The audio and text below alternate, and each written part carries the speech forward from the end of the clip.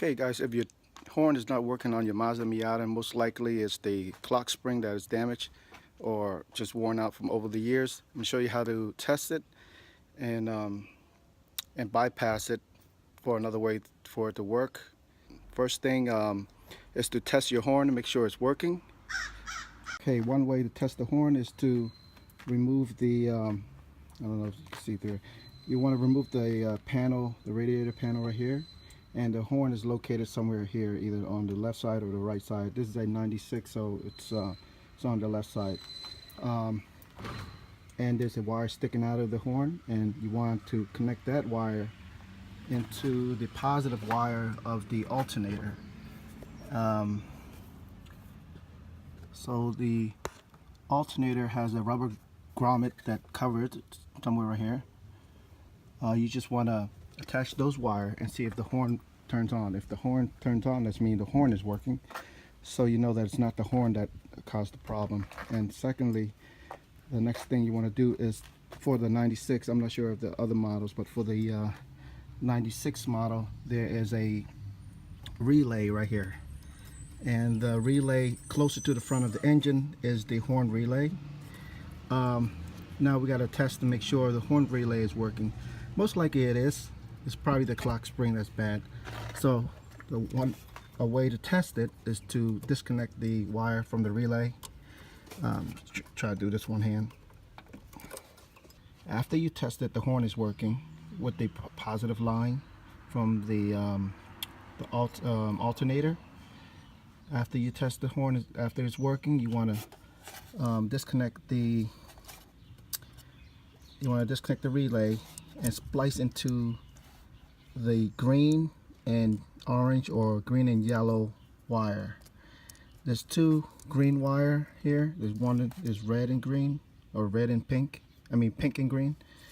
And there's two white and green. But the orange and yellow, or green and yellow, or green and orange line is the negative line connected to is the negative switch connected to the horn. So after you've done that, you want to plug the harness back into the relay like so. Okay, the next thing you want to do is check to make sure the fuse is not blown.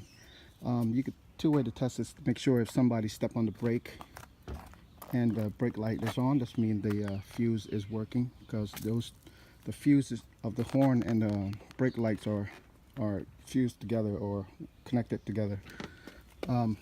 If your fuse is blown or your brake light's not on, you want to replace the fuse down here in the lower left kick panel of the driver's side. That's where you would want to replace that fuse. I think it's a 15 amp fuse.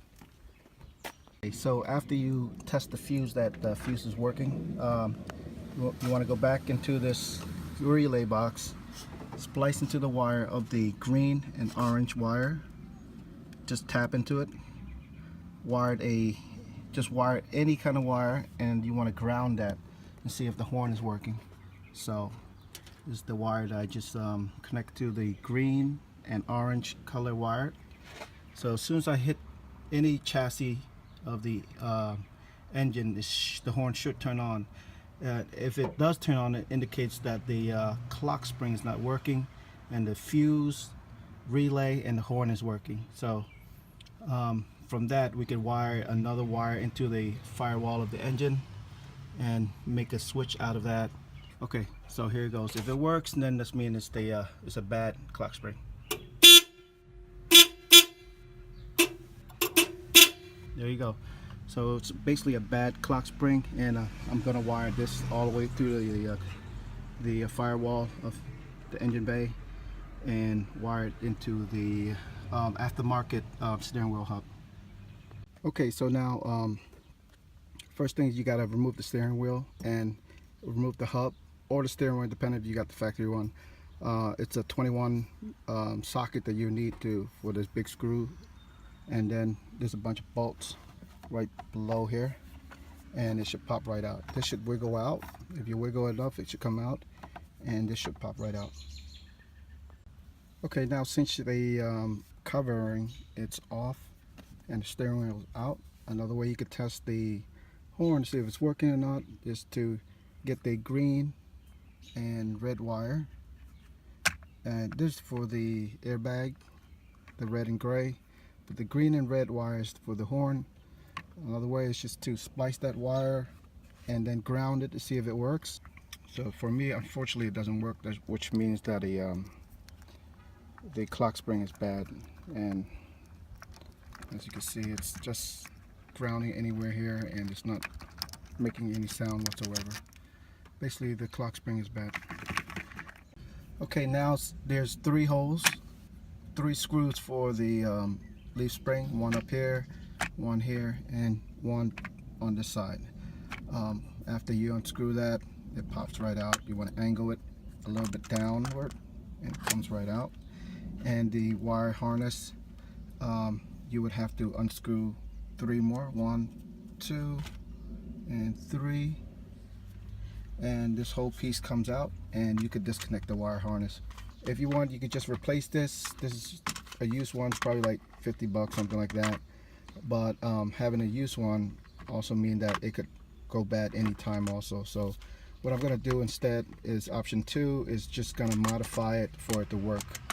So you got to drill through these rivets. There's 1 here, 2, and 1 more here, right there, and another one on the other side, right there.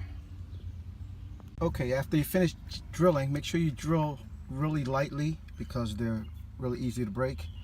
And you took all the 3 screws out, it should pop right out, just like that. And so you can see all the wires for the spring, or whatever these flat wire are. Now what I'm going to do is modify this.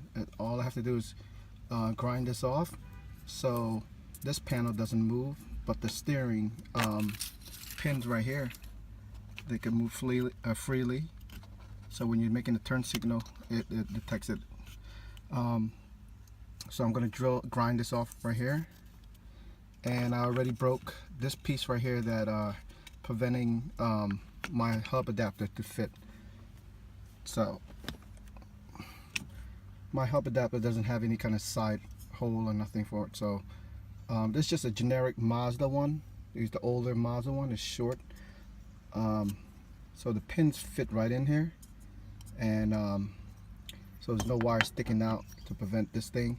So I'm going to drill a spring right here, connected to the ground wire of the relay, and that should activate the horn.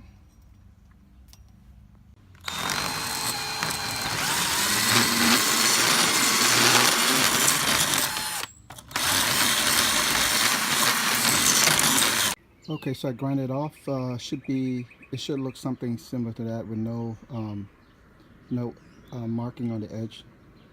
Okay, once you insert it, this piece should move freely without this rotating with it. Go ahead and remove the spring.